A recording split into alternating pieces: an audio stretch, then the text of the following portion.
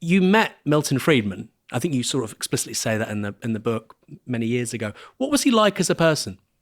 Actually, we had many encounters over the years.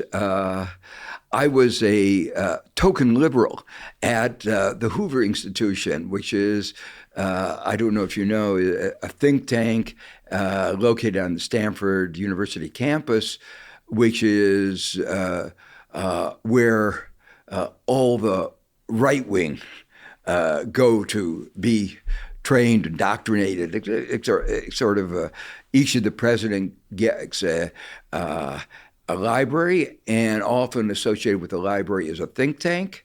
And Herbert Hoover is the emblematic right-wing president who brought on the Depression by saying, let the market take care of it.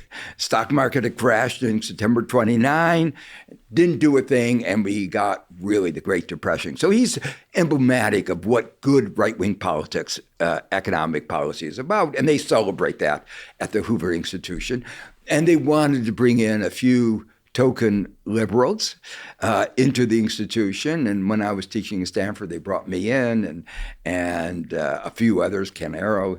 And, I welcome this as a chance to get to know the whole political landscape. And we had many conversations.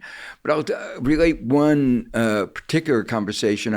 Back in the late 60s, early 70s, I wrote a paper explaining why firms maximizing their stock market value would not lead to the general well-being of society.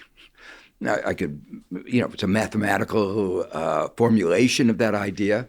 And at about the same time, Milton Friedman was writing a very influential article, which was published in the New York Times Magazine, on why firms should maximize the stock market value. And I got invited to the University of Chicago to give a talk on my paper. And I gave a seminar, and after the seminar, where we were sitting outside the seminar room, standing outside the seminar room, and he said, "Joe, you're wrong."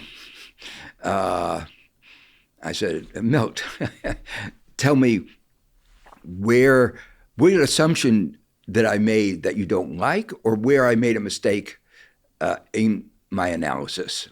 He said, "Joe, you're wrong. I know shareholder maximization is optimal. It's good for society." I said, "Look, I've worked very hard to show that you're wrong, and here, just explain to me where in my analysis I went wrong." He said, "Joe, you're wrong." And it was very clear at that point he had become an idologue. He had strong beliefs. He couldn't engage in an analytic exercise. He was very bright, very congenial, a really very nice guy, very committed to his ideology. There's a little bit, I've always felt a little dissemblance, I don't know what the right word is, because one of his arguments in Capitalism and Freedom, one of his arguments is that economic freedom is very important for political freedom. And I think there is some important relationship between the two.